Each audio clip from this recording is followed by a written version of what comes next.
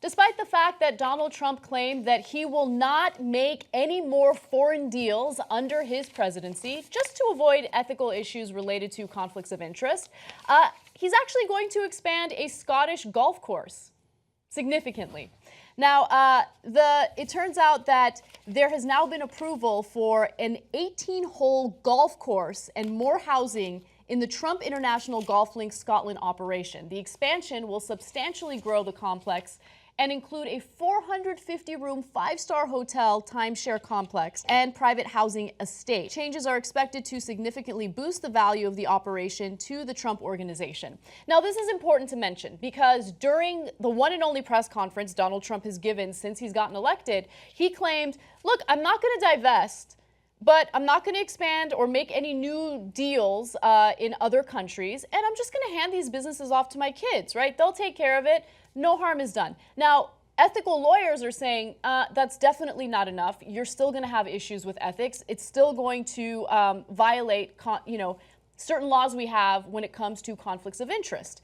However, it doesn't matter. He's still working these deals, and it turns out that his goons are essentially changing their tone. So before we get into the details about this, I want to show you video from his lawyer during the press conference saying that they will not make any new deals in foreign countries. Take a look.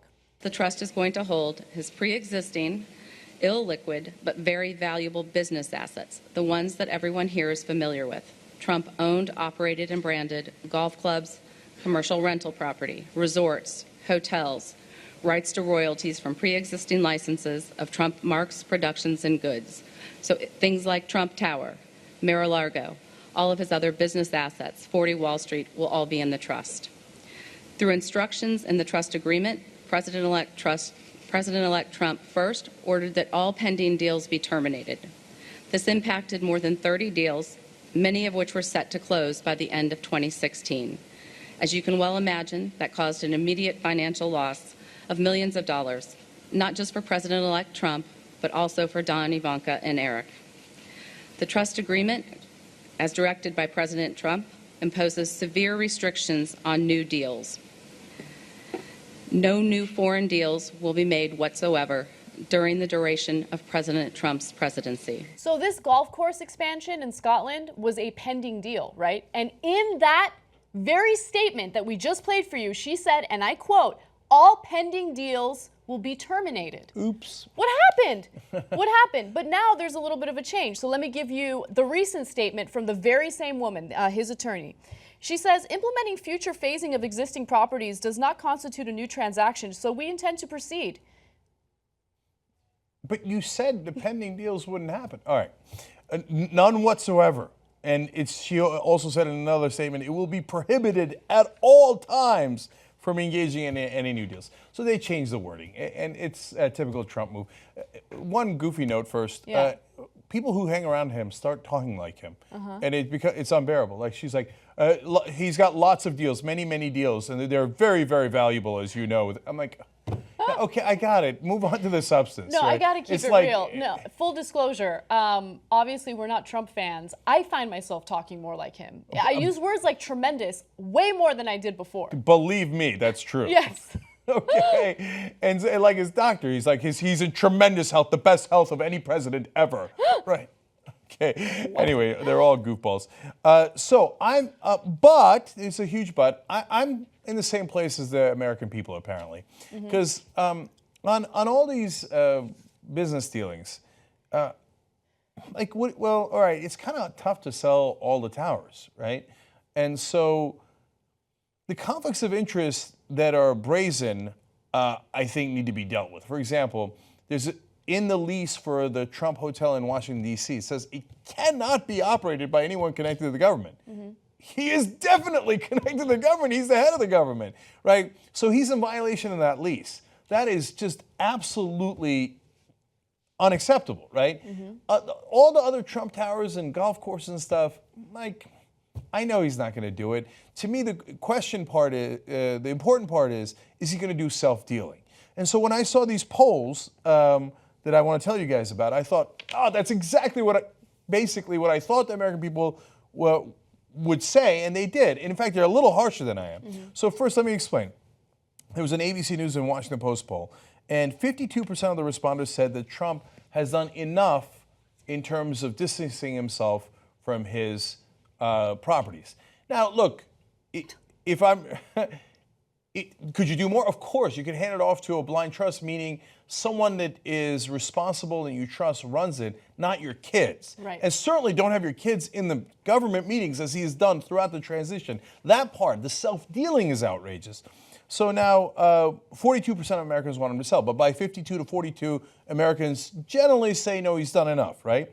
But this is amazing. 44%, which is a plurality, say that Trump, his family, and advisors are not following the ethics laws. So 44% of the country say, yeah, he's not following the ethics laws. Yeah. I don't know what we're going to do about that, but he's not following them. Yeah, and a right? percentage of them just don't care. And then finally, this seems like it's unrelated, but I really think it is. 74% say that he should release his tax returns.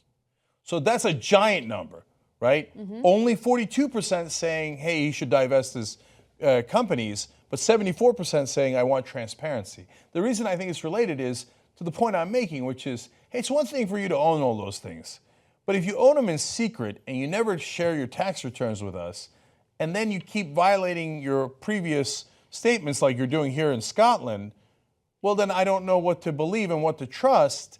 And so you don't have a carte blanche to do self-dealing. You're supposed to work for us now. You're our president. You're not the CEO of Trump Incorporated anymore. Mm-hmm. That's not what we put you in place for. This isn't a reality show and it isn't a company. You're supposed to represent America. Okay. So I think that's where he's going to get into real trouble.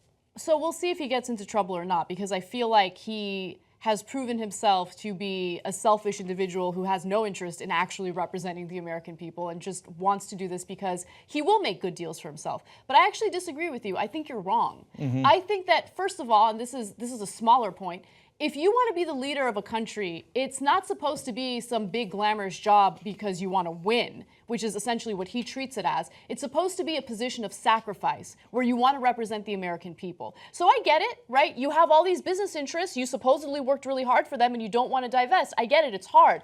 But you have to make a choice. And if your decision was to represent the American people, then you got to let go, right?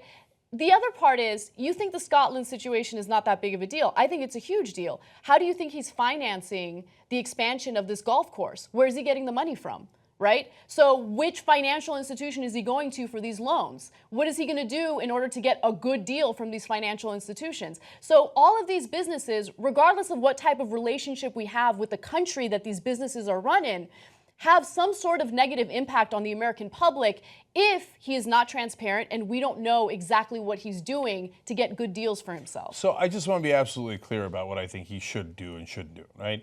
So I'm not going to lose sleep if he doesn't sell all of his businesses, okay? On the other hand, he's got to put it in some sort of blind trust. And everyone agrees, and I certainly agree, that your kids are not a blind trust. It's not remotely close. So if you've got this valuable property, okay, hand it off to someone you trust, but that you are not going to have day-to-day dealings with and that you cannot control, right?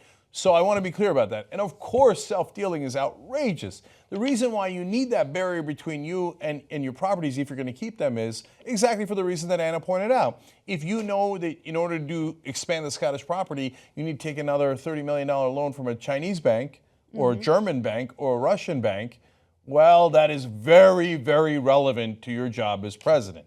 So I'm not saying that he should be allowed to do that. Okay. I just wanted to make sure you clarified that, because I think that it's a big deal, and based on his previous statements during that press conference, it doesn't seem like he's interested in putting any of these businesses in a blind trust. So again, if he's going to expand these foreign businesses, and he's going to get money from various financial institutions to fund it, there's going to be problems. Yeah, and finally, let me end on a fun note in the Scotland case. There's two amusing parts of this particular golf course. One is he built a fence around property owners who wouldn't sell to him.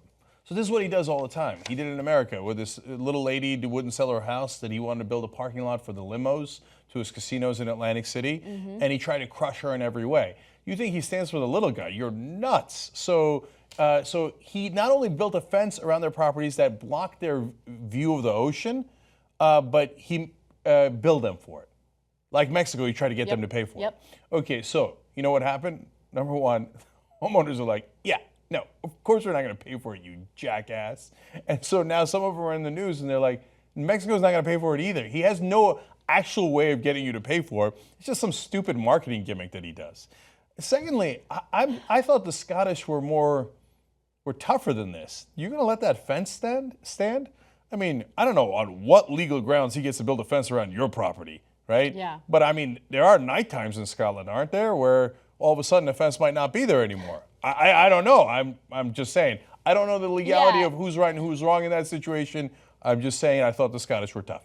Okay. And then, well, yeah, and again, we don't know, like, you know, geographically how that fence works. It could very well be built on his property, but it still obstructs the view to the sea. I don't know. Yeah, we don't know. All I know is Alba Gubrath. The Scottish like their freedom, from what I hear.